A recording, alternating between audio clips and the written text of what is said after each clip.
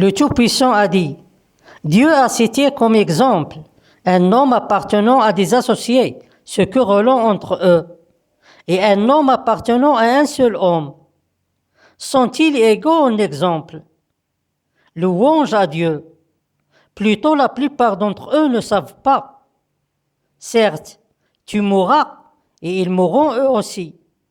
Puis au jour de la résurrection, vous vous disputerez auprès de votre Seigneur.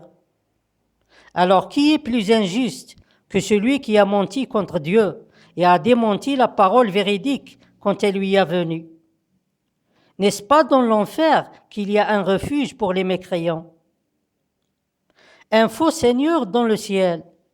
Il prétend qu'il possède un tribunal et il s'est nommé comme juge dans son tribunal.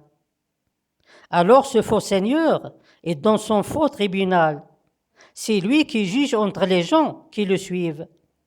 Et il donne son verdict sur les disputes qui se produisent entre les gens qui le suivent.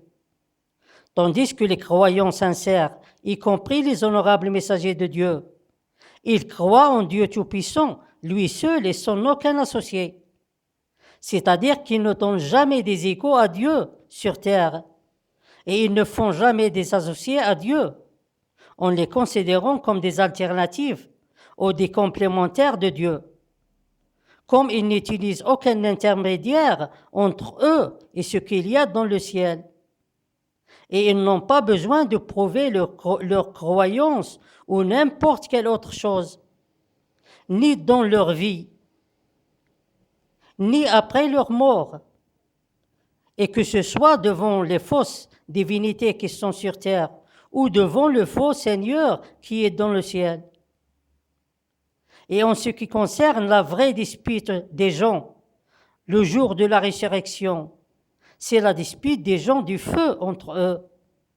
Chacun prend l'autre comme responsable de leur sort misérable, en l'accusant d'utiliser la tromperie et le mensonge pour égarer les gens du chemin droit.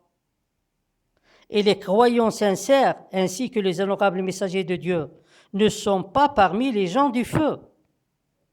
Et le seul juge dans cette vie et dans l'autre vie et pendant le jour de la résurrection, c'est Dieu Tout-Puissant, lui seul et sans aucun associé.